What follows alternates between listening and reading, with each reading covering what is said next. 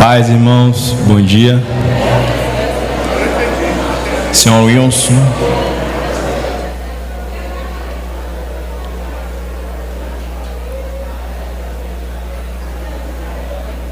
Agora. Bom dia, irmãos. Que a graça e a paz do Senhor seja conosco nesse tempo. O Senhor nos ajude aqui a darmos continuidade a essa reunião.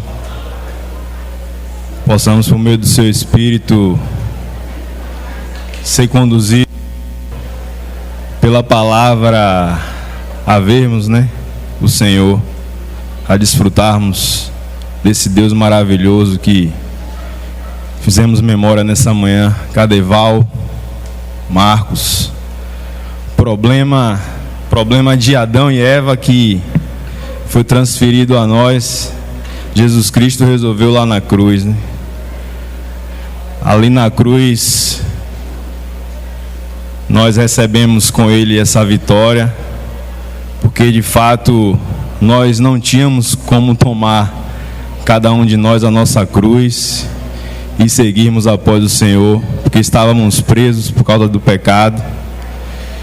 E isso fala de um princípio de Deus, Jesus, sem pecado nenhum, Ele padeceu, passou por todo tipo de aflição, foi aperfeiçoado pelos sofrimentos, como vimos aqui, por isso Ele também foi capaz de salvar.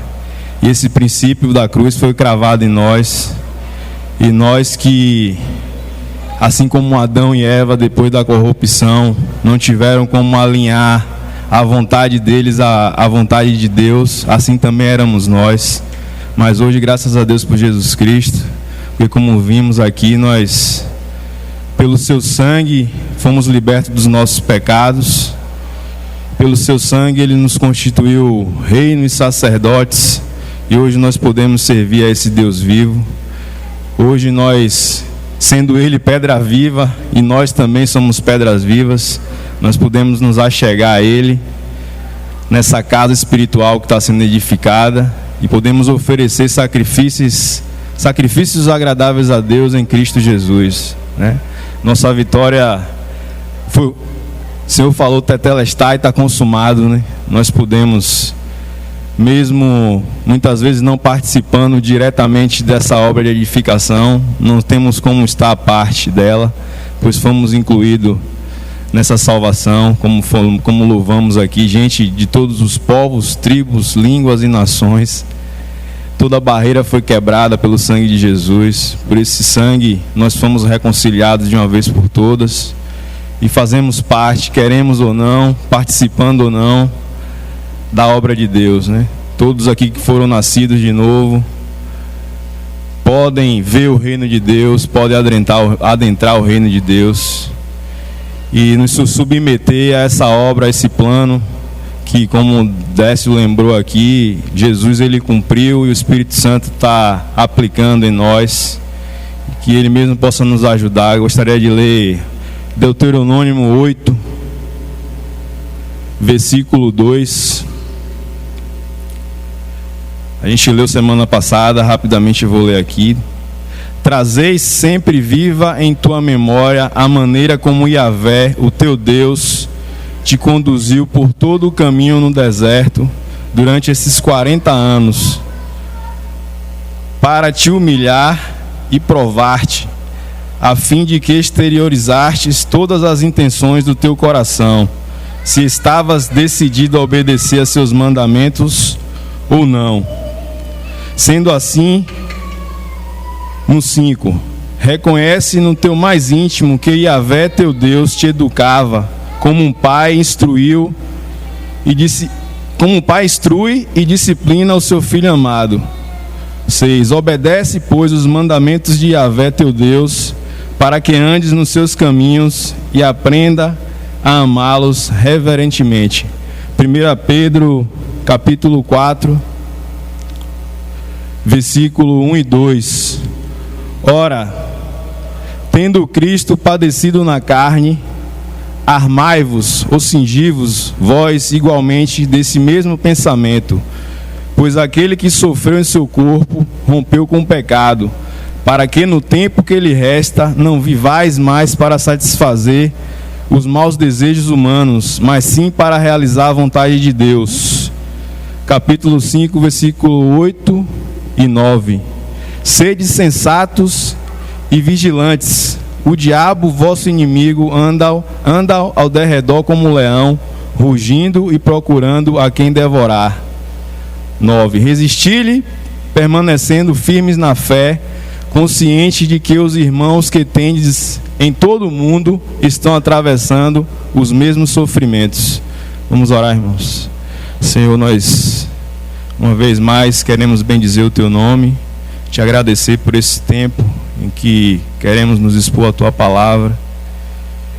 Nós reconhecemos a nossa total incapacidade, Senhor Deus, de estarmos aprendendo de Ti por nós mesmos. Por isso nos socorre em nossas fraquezas. Material que está diante de Ti, mas mesmo as ideias que estão escritas no papel, nós não temos condição de organizá-las e de colocá-las sem o Teu socorro, Senhor. Por isso nos assiste aqui, aquieta os nossos corações, nos livra de toda distração. E por amor ao Teu nome, Senhor Deus, nós queremos ver a glória de Deus na face bendita do Teu Filho. Por isso nos socorre e fala conosco uma vez mais, Senhor, em nome de Jesus. Irmãos, essa passagem de Deuteronômio, Moisés ele declarou ao povo quando eles estavam para alcançar Canaã. Canaã é uma figura da plenitude de Cristo. É uma terra que o Senhor prometeu quando o povo foi tirado do Egito. O povo teve que atravessar o deserto e o povo levou 40 anos nesse processo.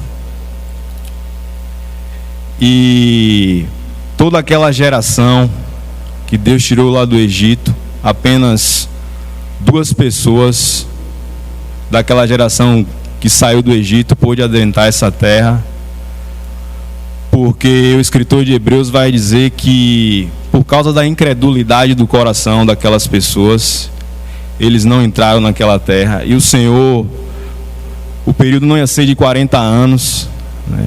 Mas o Senhor postergou esse período porque o Senhor queria mostrar e expor ao que estava no coração daquele povo. O Senhor sabia o que estava no coração daquele povo. O Senhor sabia que aquele povo, na condição de alma que eles tinham, eles não tinham como obedecer a Deus. E o Senhor, Ele queria que aquele povo reconhecesse, né, sua incapacidade, como nós reconhecemos aqui a nossa incapacidade de negarmos a nós mesmos antes da regeneração, porque estávamos escravizados pelo pecado. E aquela geração perde essa bênção. Aquela geração praticamente toda ficou prostrada no deserto, não conseguiu chegar a esse desfrute. Canaã não é, nós estamos falando aqui também do reino milenar, né, que vai ser manifesto na vinda do nosso Senhor. E Canaã, ela não é uma figura do reino, né, mas sim, porque no reino a palavra vai dizer que não teremos inimigos, né? Satanás, ele vai ser aprisionado por um período de 1000 anos, e aqueles que vencerem irão ter o privilégio de poder participar do reino milenar. Mas hoje nós também temos um deserto a atravessar, e nós também podemos adentrar a Canaã, desfrutar da plenitude de Cristo, habitar nesse lugar de descanso por meio da fé. Evidentemente que enfrentando lutas internas e externas, mas tem esse chamado para nós. E o Senhor, Ele também está nos afligindo, né? O Senhor também, Ele está nos permitindo passar por dificuldades, porque é desejo de Deus que nós participemos do seu reino. E pelas aflições, Ele também quer demonstrar o que está no nosso coração, né? As dificuldades que vêm sobre nós, nas nossas reações, o nosso coração é manifesto. E Deus, Ele quer filhos obedientes, corações ensináveis. Ele quer filhos que reconheçam a sua incapacidade, que se dobre diante dEle, que o busque verdadeiramente, para que por essa vida, né, por esse amor que foi derramado em nossos corações pelo Espírito Santo, nós possamos escolher entre a nossa vontade e a vontade de Deus e alcançarmos essa graça de vivermos desfrutando da sua plenitude aqui até que Ele volte. Nós vimos semana passada que o Senhor, Ele usa, né, na sua obra de edificação, Ele usa a sua palavra. No final do capítulo 1 dessa mesma carta que lemos aqui de Pedro, ele vai dizer que nós fomos regenerados por essa semente incorruptível. E quando inicia o capítulo 2, né, ele vai mudar do reino vegetal para o reino animal, a figura. E ele vai dizer que é para nós desejarmos a sua palavra como o leite indolo, que por ela possamos crescer para frutificar. Então, um instrumento claro de Deus para a obra de edificação é a sua palavra. Todos os nascidos, eu falei aqui semana passada, tem esse privilégio, é um privilégio de se alimentar da sua palavra, para que por meio dela possa viver. E é difícil, irmãos, principalmente para quem não tem o hábito de ler, de iniciar. Alguns até não aprenderam a ler, né? Há testemunho de muitos irmãos que aprenderam a ler, na verdade, por meio da Bíblia, com desejo de ter acesso às Escrituras, e o Senhor abençoou. Mas para quem não tem o hábito, é difícil você ler um capítulo ou mais por dia. Mas eu gostaria de incentivar os irmãos a começarem, aqueles que ainda não começaram, a ler de repente 1 ou 2 versículos por dia, principalmente os evangelhos, né? Para quem está iniciando, principalmente o Evangelho de João. E com o passar do tempo, isso vai criar um hábito, isso vai ser prazeroso, e de repente você já vai estar fazendo planos, como tem planos de leitura, de quem sabe ler a Bíblia no mínimo uma vez por ano, ou 2 ou mais, até como muitos irmãos fazem, né?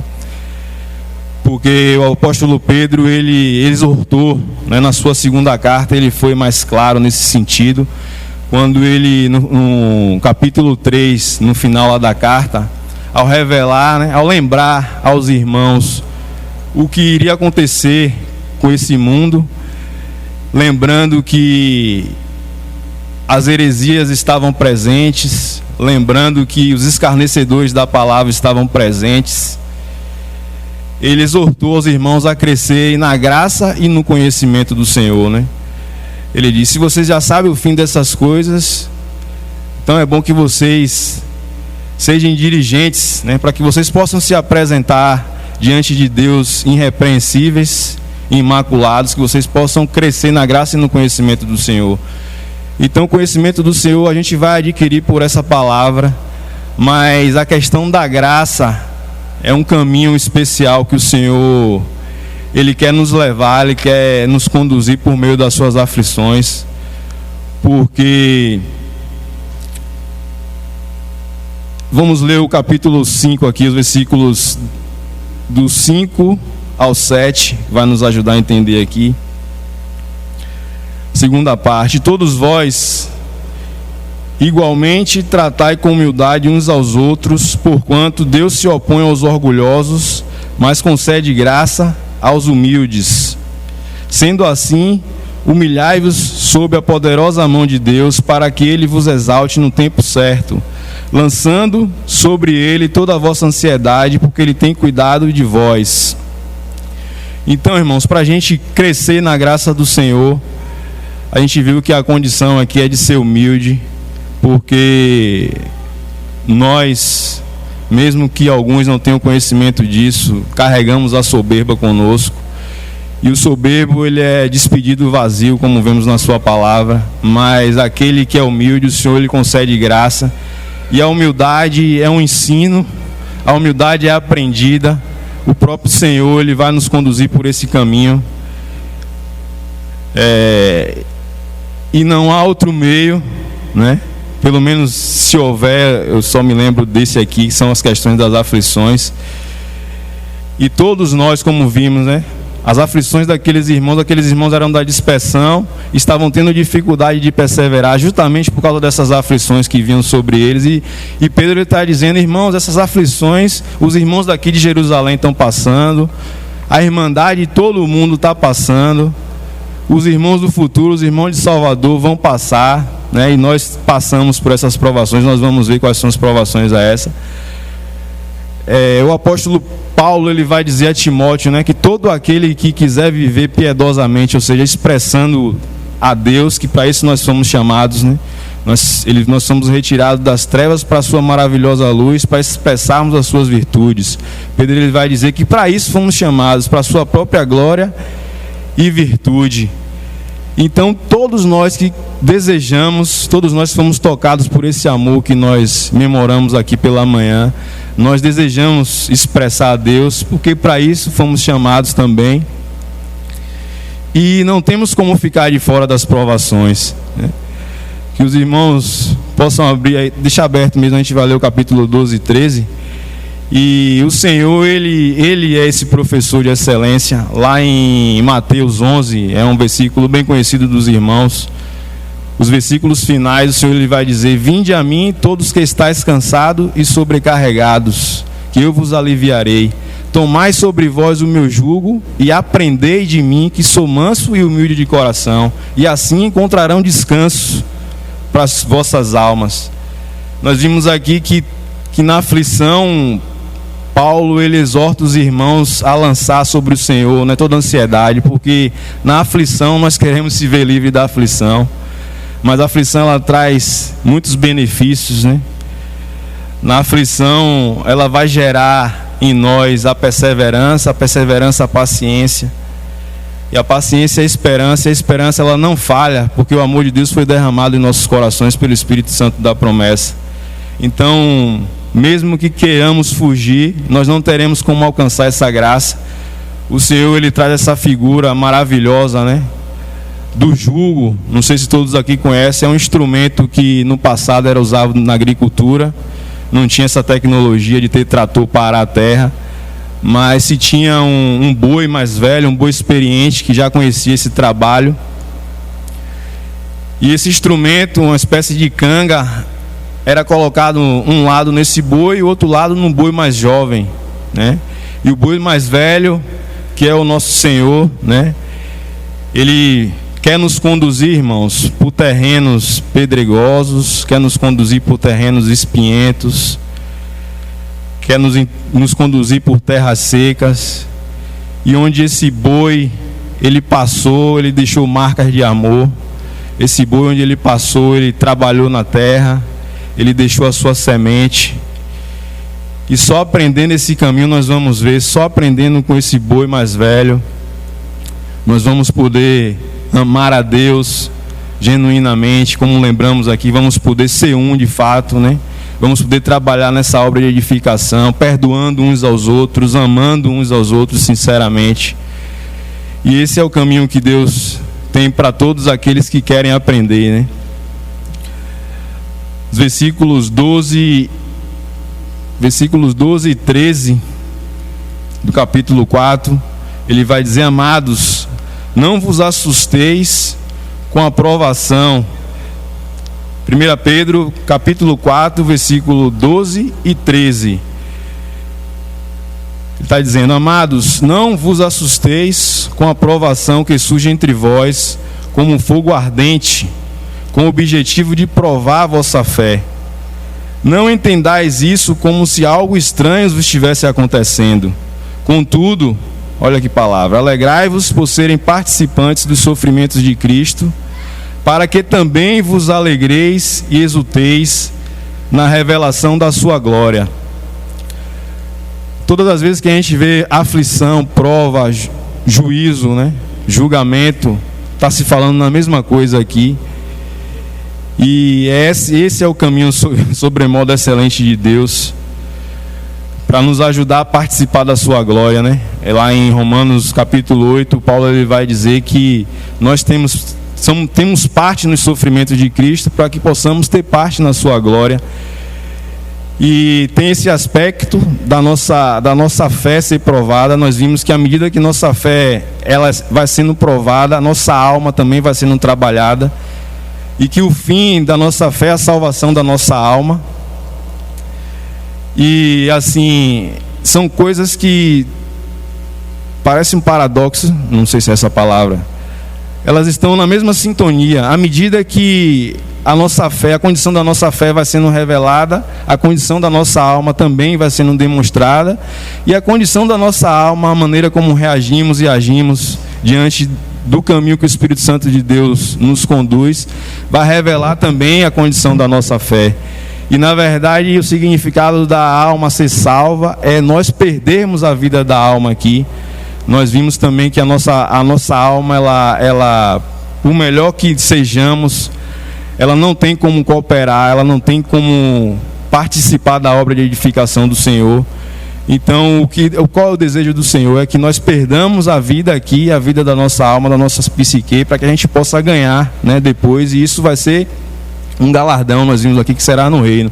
E outro aspecto também que o Senhor traz através de Pedro aqui, é a questão do juízo. No versículo 17 desse mesmo capítulo, está escrito aqui: pois chegou a hora de começar o julgamento pela casa de Deus, e se começa primeiro conosco, qual será o fim daqueles que não obedecem ao Evangelho de Deus? Ou seja, as aflições vêm porque o Senhor ele está provando, Ele está julgando tudo o que fazemos com o nosso corpo no meio da comunhão, no meio da obra de edificação.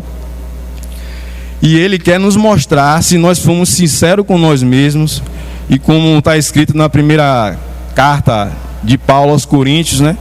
Ele dizendo que nós devemos julgar nós mesmos. Se nós formos sinceros diante de Deus e diante das aflições que ocorrem no meio desse processo, nós fomos diante dele, ele vai mostrar que a nossa obra está sendo reprovada. Não porque ele é um pai mau, mas ele é um pai que ama os seus filhos, e todo pai que ama os seus filhos, ele disciplina o seu filho, e ele quer que o filho reconheça que ele não tem condição de nele mesmo ele participar desse chamamento, dessa tão grande salvação, irmãos. Nós podemos, como eu lembrei aqui, nós podemos, se nós cooperarmos com o Espírito Santo, nós podemos desfrutar desde já da plenitude de Cristo, e nós também participaremos do reino milenar. Então é uma grande salvação, é algo muito especial, e o Senhor ele está fazendo todas as coisas cooperarem para o nosso bem. Os irmãos possam abrir para a gente entender um pouco mais desse processo, do objetivo de Deus com relação às aflições. No capítulo 1, versículos 6 e 7, nós já lemos, vamos ler novamente.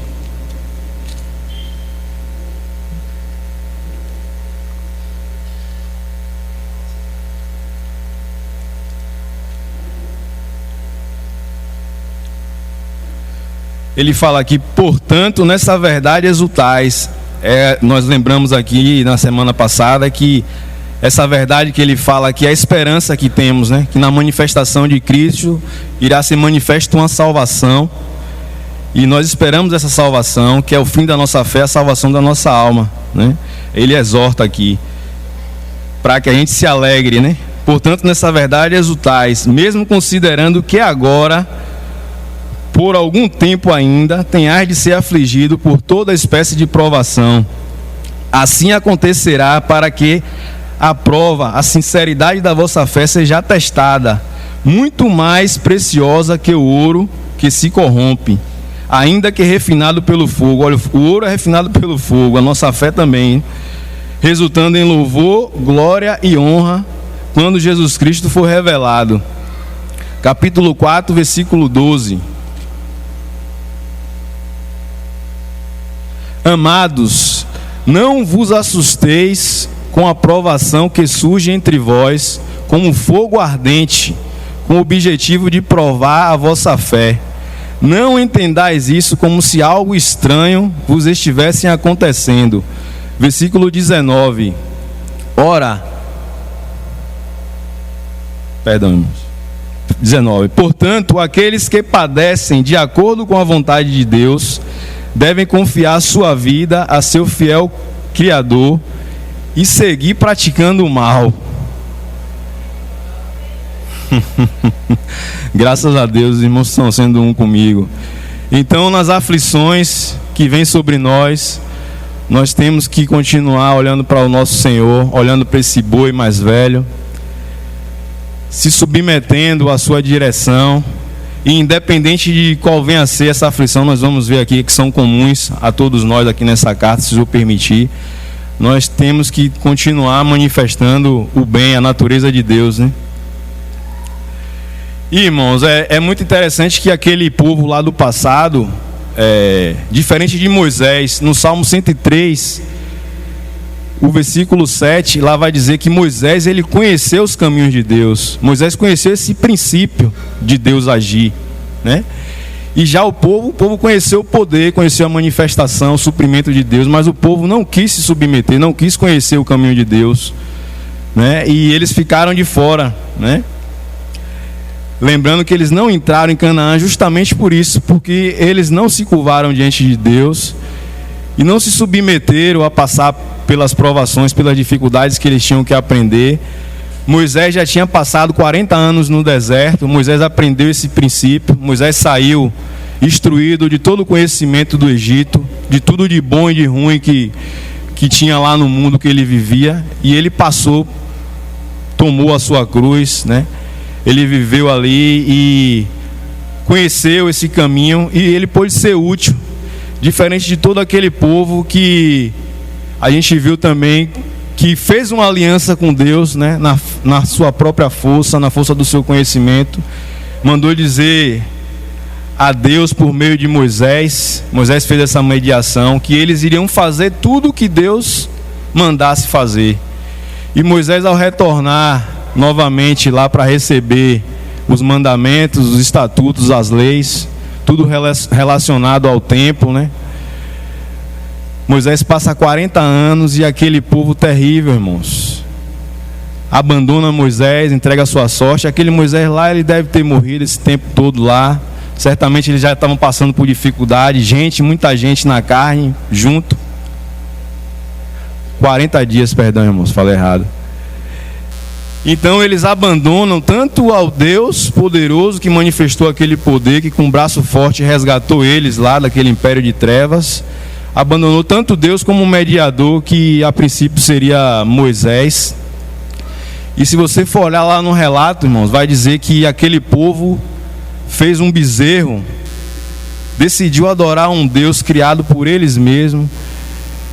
E ao ser constituído aquele bezerro, no outro dia, bem cedo, está lá no relato, em Êxodo 32, aquele povo tinha construído um altar, aquele povo sacrificou, ofertou aquele Deus, comeu, bebeu e sentou para se divertir. Que o Senhor tenha misericórdia de nossas vidas, né? E nos ajude a, de fato, a reconhecer o Senhor em todos os nossos caminhos, porque é uma frase que é dita, muitas vezes é comum em nosso meio ouvirmos, quando tudo é favorável, é bom louvar o Senhor, é bom lembrar, declarar que de fato temos provado e visto que o Senhor é bom. Mas nos momentos de dificuldade, aí é que está o divisor de água, né? No momento que o Senhor, Ele nos faz passar pelo estreito, pelo vale. Então os irmãos dizem que o que você ganhou na luz, não duvide no dia que você estiver na treva. Ele é o mesmo Deus, né? Ele tem seus caminhos na tormenta. E Ele quer nos conduzir, porque esse é o propósito dele, né? Da filiação. Ele quer nos conduzir, todos nós, à maturidade. E sem essa obra, sem essas aflições, isso não tem como se cumprir, né? Então aquele povo, é interessante que aquele povo, ele foi amaldiçoado por Deus. Moisés, um mediador, um sacerdote para a glória de Deus, né? Um vencedor, né? Ele tá na lista dos vencedores lá de Hebreu 11. Ele vai participar desse reino milenar, apesar de não ter entrado em Canaã. Moisés, ele intercede a Deus para que aquele povo não fosse destruído. E Moisés, ele tem uma atitude, irmãos, de declarar àquele povo que quem fosse de Deus passasse para o lado dele. E o restante, os irmãos já sabem qual é a história. Então só a tribo de Levi tomou aquela decisão de passar para o lado de Moisés. E Deus provou realmente o coração daqueles levitas. Deus, ele falou por meio de Moisés que era para que eles pegassem a espada e fizessem o sacrifício, que eles teriam que matar seus próprios familiares. E eles assim fizeram. Isso é uma figura, né, que Deus ele quer um sacrifício pelo pecado. E foram mortos em torno, a Bíblia vai dizer, foram mortos naquele dia em torno de 3.000 pessoas. E Deus abençoou os levitas, né? E Deus deu mais uma chance, dentre muitas outras que Deus deu pela história do povo de Deus nesses 40 anos. E até depois de adentrar em Canaã, os irmãos conhecem a história. Mas o fato é que Deus, ele quer dizer a nós que hoje somos sacerdotes, né? Independente de ser da tribo de Levi ou não, todos na igreja somos sacerdotes. Nós não devemos negociar com o pecado, né? Se Deus ele não poupou seu filho, né? Ele vai nos julgar. Todos nós vamos ter que comparecer diante dele para que nossas obras sejam julgadas. E o sacerdote na casa de Deus, ele é intolerante ao pecado. Mais para frente, nessa mesma história, acontece um outro fato. Esqueci o nome do rapaz, da lança que cravou. Finéias, valeu, obrigado. Ou seja, aquele povo continua corrupto, depois de ver mais uma vez a misericórdia e o amor de Deus.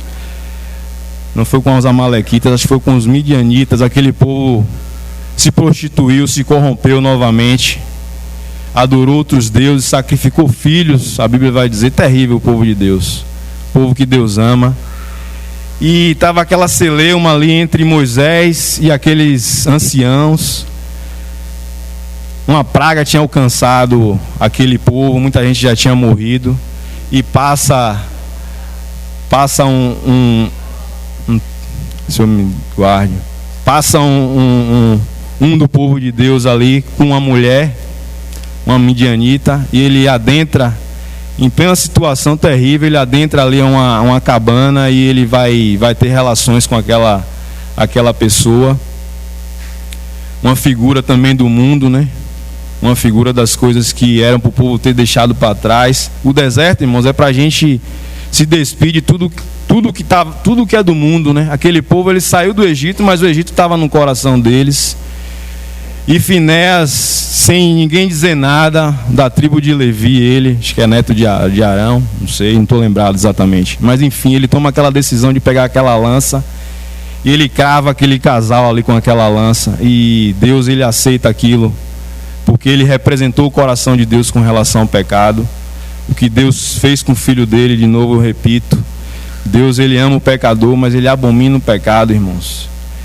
E ele quer do sacerdote total separação. Nós negociamos, flertamos muitas vezes com o mundo, com o pecado, negligenciamos isso. E isso também nos incapacita a oferecermos sacrifícios a Deus. Lembramos aqui que Jesus, a ressuscitar, por último aqui, um texto também que estava no meu coração, não tinha nem colocado aqui, mas Jesus quando ressuscita, que Maria, acho que é Madalena, vai ter naquele sepulcro, e Jesus se encontra com ela e ele diz, vai dizer aos meus irmãos e a Pedro, lembrando da situação que Pedro estava vivendo. Nós lembramos aqui também da condição da alma de Pedro, passando por sua aflição, aprendendo também esse caminho sobremodo excelente de Deus. E Deus, ele vai dizer a Pedro que eu ressuscitei e subo para o meu Deus e o vosso Deus, o meu Pai e vosso Pai. Isso também diz, irmão, dessa realidade, que ele é um Deus que ele quer sacrifício. Ele é um Deus que ele quer um reino de sacerdotes. Apesar de filhos, né, herdamos tudo com Cristo, temos a filiação, isso vai se cumprir.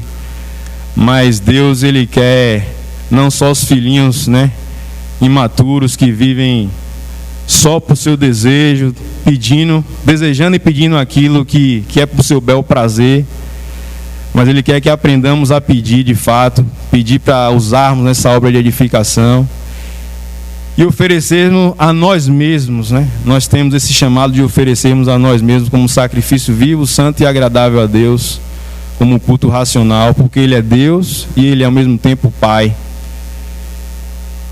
E essa corrupção no povo de Deus, ela vai ocorrer em toda a história. Vamos abrir lá Malaquias, depois de milênios, mais de 2000 anos de história do povo de Deus. É o último livro do Antigo Testamento.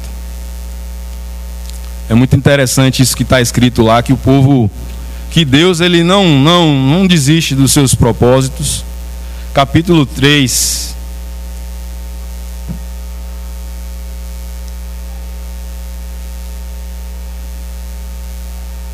Eis que eu enviarei o meu mensageiro, que preparar o caminho diante da minha pessoa. E então de repente o Senhor, a quem buscais, o anjo da aliança, a quem vós desejais, virá para o seu templo, e ele certamente vem, anuncia Yahvé dos exércitos. Irmãos, aqui foi um tempo, se os irmãos tiverem a oportunidade, são quatro capítulos, é bem curtinho esse livro. Aqui vai definir todo o nível de corrupção dos sacerdotes, dos levitas. Vai dizer que eles eram infiéis na casa de Deus, que eles ofereciam sacrifícios de animais que eram imaculados, animais aleijados, imundos. Eles estavam roubando a casa de Deus. A função deles de ensinar o povo o caminho, eles estavam fazendo o contrário.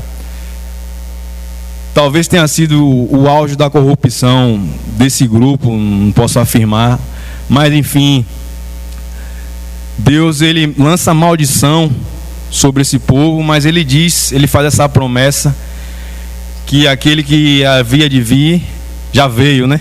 Ele virá novamente, mas ele veio para restaurar esse sacerdócio. Ele vai dizer assim no 2: contudo, quem suportará o dia da sua vinda? Quem permanecerá de pé quando ele surgir? Pois ele será como um fogo do ourives e como o sabão do lavandeiro. Ele se assentará como um refinador e purificador de prata. Purificará os levitas e os refinará como ouro e prata. Assim passarão a apresentar perante Yahvé ofertas de justiça. Essa promessa é povo de Deus. Nós vimos aqui que o Senhor, ele nos introduziu. O Senhor em parte endureceu o coração de Israel, porque havia ovelhas que era de outro aprisco, que convinha, como ele diz lá em João, né? Que convinha que ele buscasse, salvasse, introduzisse. Isso está se cumprindo hoje em nós, irmãos. Nós vimos que a prova da nossa fé, que a nossa fé é mais preciosa do que o ouro que perece, que é provado pelo fogo. E a nossa fé, nós também estamos sendo provados pelo fogo. E é interessante essa figura que eu estou trazendo aqui, porque o que aconteceu no deserto, o coração daquele povo foi exposto. O mesmo acontece com o ouro. Se alguém conhece aqui desse processo, se já leu alguma coisa. Todos nós somos pedras vivas, graças a Deus por Jesus Cristo. Permita-nos fazer essa comparação. Se todos nós aqui fôssemos uma pepita de ouro, evidentemente houve o estudo das pedras aqui. Temos pedras diferentes, né? Figuras diferentes de cada um de nós, que tem um tratamento específico para cada tipo de alma, tem um calor específico, tem um produto específico que é utilizado. Mas se todos nós fôssemos pepitas de ouro, tirado do mundo, a pepita do ouro tirada da terra, ela é cheia de impurezas e de outros metais. E o ourives, como está escrito aqui, ele coloca essas pepitas em um cadinho, que é um instrumento, né, usado para essa prática, um instrumento específico para isso. E ele usa o maçarico, né, tanto para o ouro quanto a prata, para derreter essa pedra. E quando isso acontece, as escórias, toda a sujeira, toda a impureza, todo tipo de material que não convém participar da nossa natureza, ele é exposto. E o próprio fogo apura isso, né? O próprio fogo tem esse papel.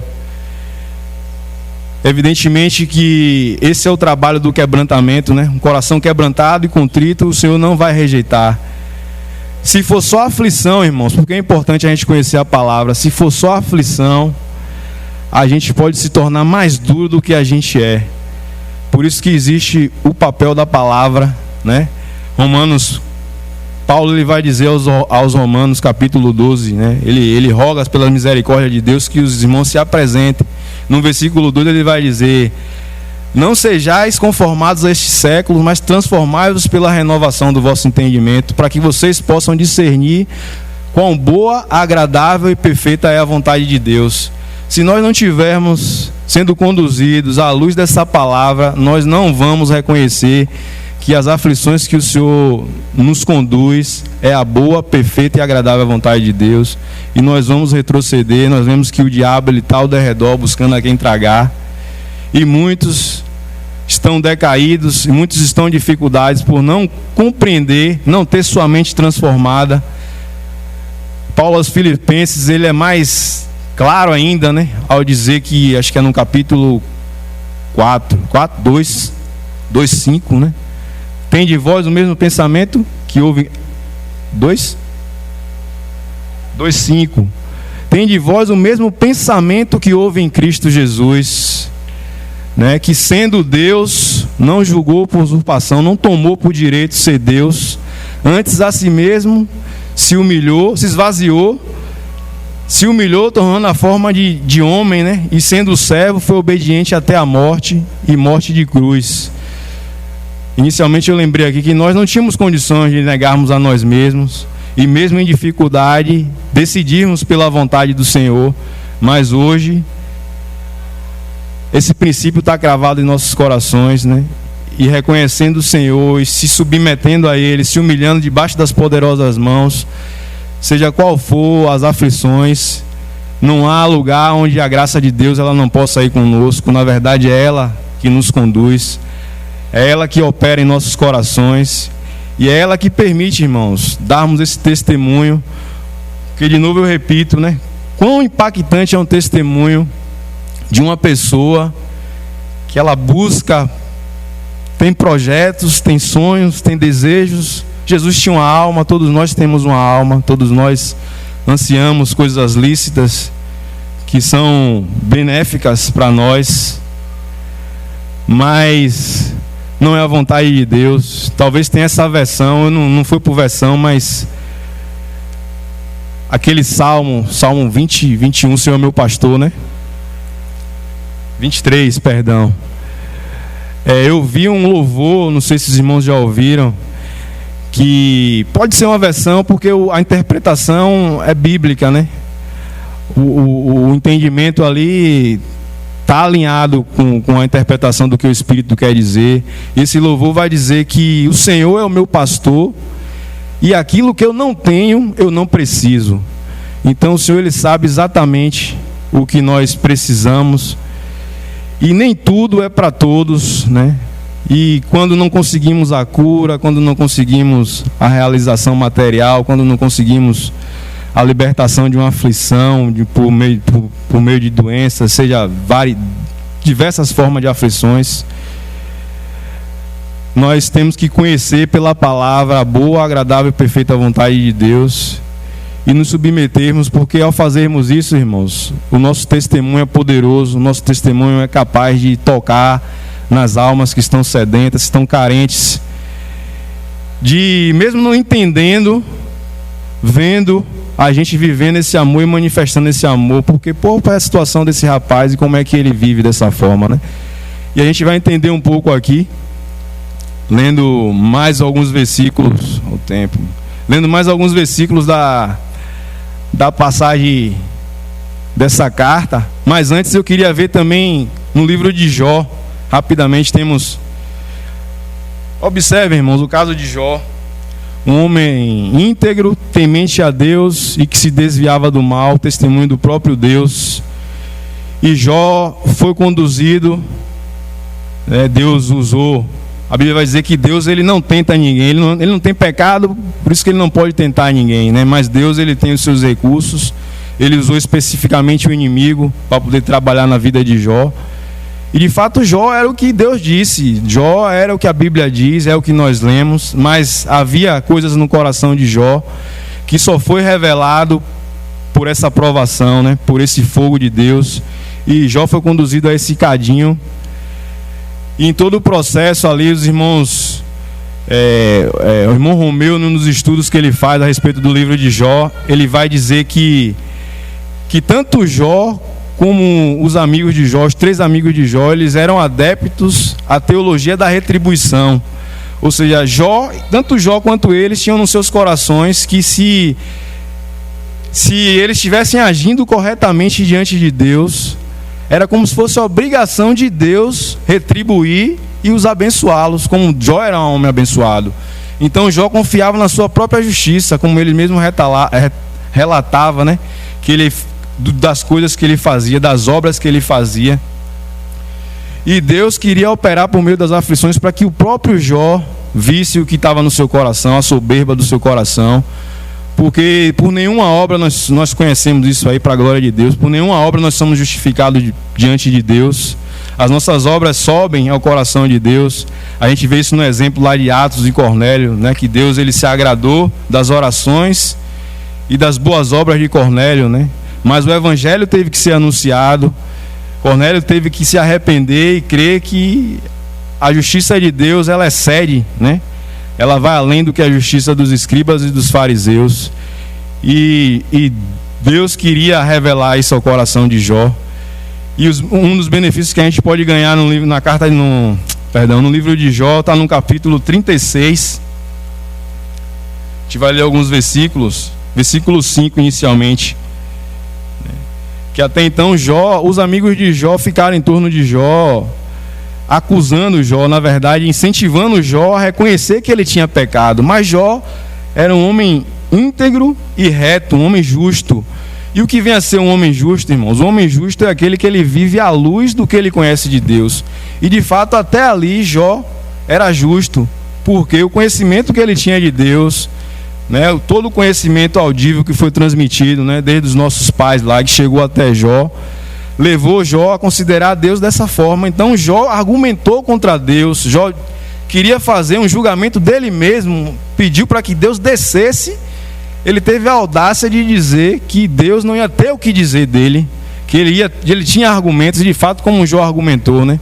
Inicialmente ele ficou calado, mas aquelas 3 almas foi usado ali na aflição de Jó também. E Jó, derruba o serviço. Jó, o que foi que tu fez?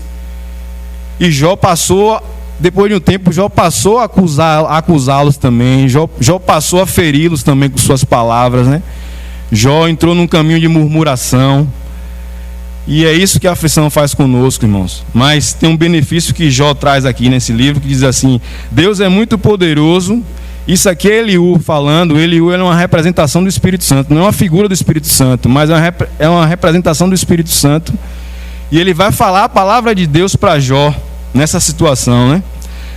Como precisamos ouvir a palavra de Deus nas nossas aflições. Deus é muito poderoso e mesmo assim não despreza nenhum dos seres humanos. Ele é poderoso e firme no cumprimento dos propósitos do seu coração.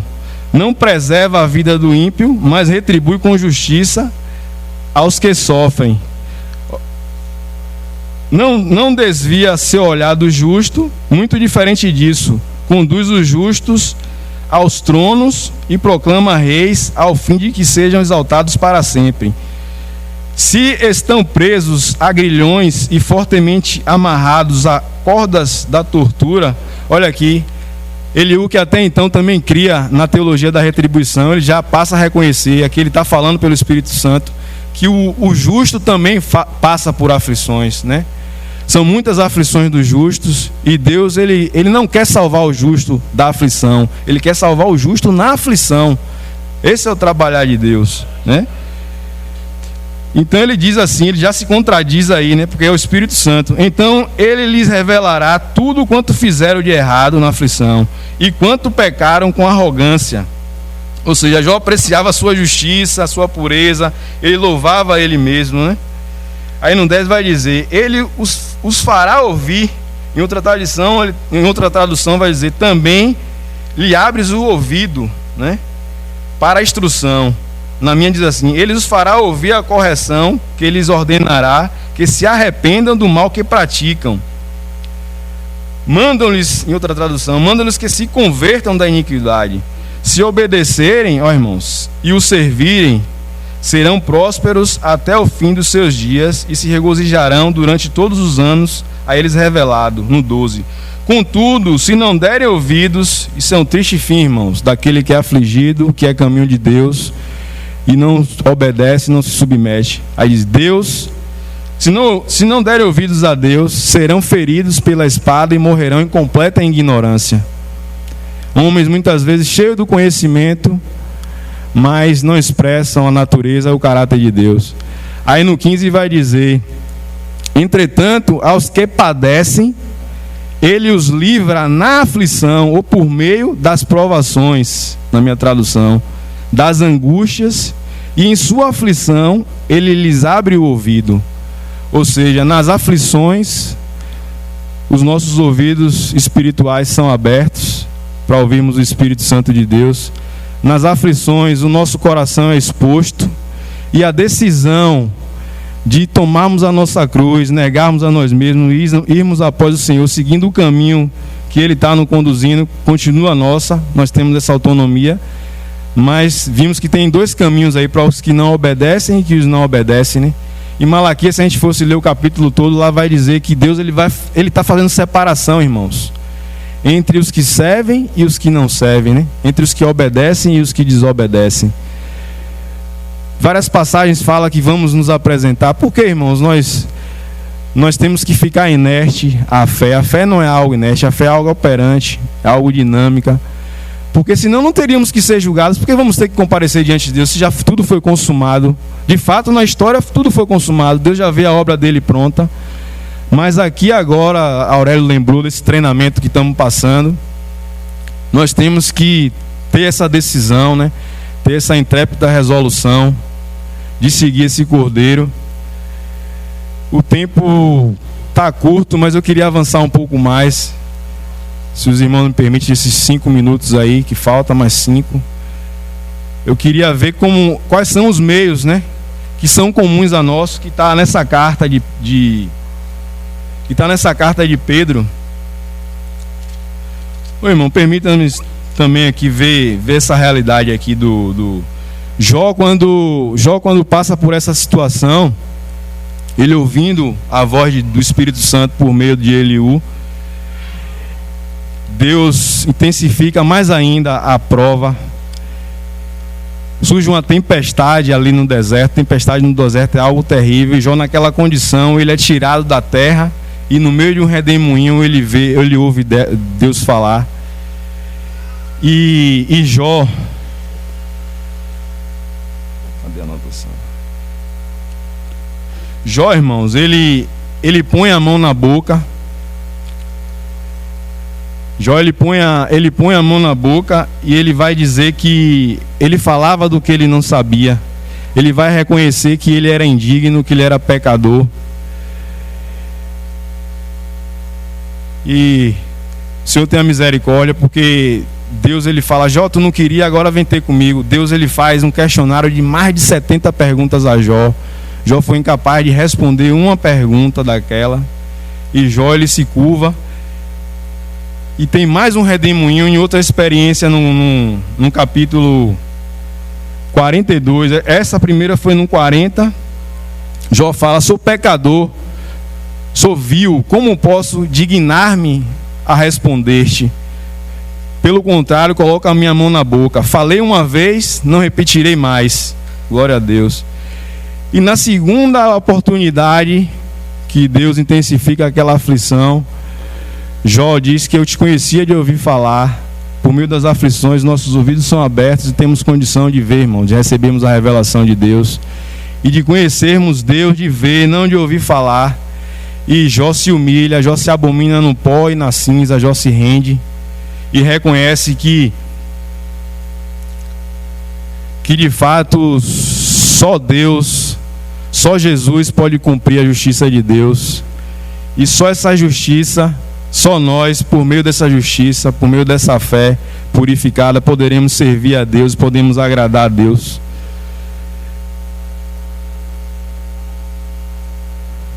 Trabalhar de Deus.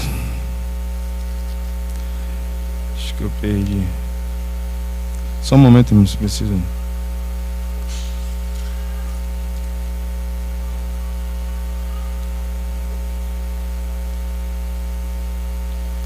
Eu acho que é para parar por aqui mesmo. A gente, se eu permitir, a gente vai ver na semana que vem aqui nessa carta os meios que Deus, as provações que são comuns, que foram comuns àqueles santos daquela época, e as aflições que são comuns a nós também.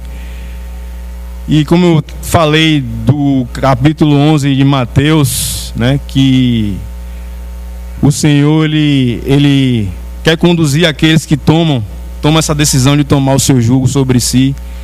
Ele quer conduzir nós a nos relacionarmos com pessoas. Nós vimos também que Pedro, ainda com sua alma, por ter sua alma ainda não transformada, Pedro, ele questiona o Senhor. Nós vimos esse versículo aqui. Ele questiona o Senhor por ter abandonado tantas coisas, o que era que o Senhor tinha para oferecer a ele. E o Senhor revela, né, que aqueles que abandonaram as suas coisas para seguir ao Senhor, eles vão ter 100 vezes mais pais, 100 vezes mais mães, filhos, filhas, irmãos, 100 vezes mais bens, e com isso aflições aqui nessa terra. Então esse boi, irmãos, ele quer nos conduzir a se relacionar com essas pessoas, e isso dentro da comunhão e fora da comunhão, que é por meio dessas pessoas que vamos passar pelas aflições necessárias para que tudo isso que falamos aqui aconteça conosco, e então possamos alcançar essa graça de termos a nossa alma salva e pelo Espírito servir a esse Deus vivo e verdadeiro. Lembrando que o Senhor falou que todo aquele que amar mais, né, a sua família ou a si mesmo, em outra versão vai dizer que todo aquele que não aborrecer seus familiares e a si mesmo não é digno de mim, né? Que há esse chamado. Nós vimos o exemplo de Jesus.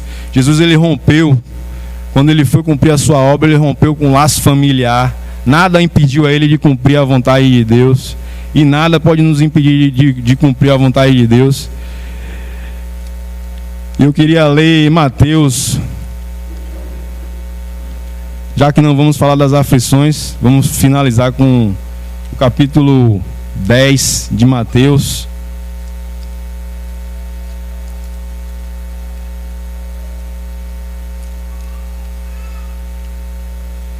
Vamos ler alguns versículos aqui, porque o Senhor, ele quer uma decisão nossa, irmãos.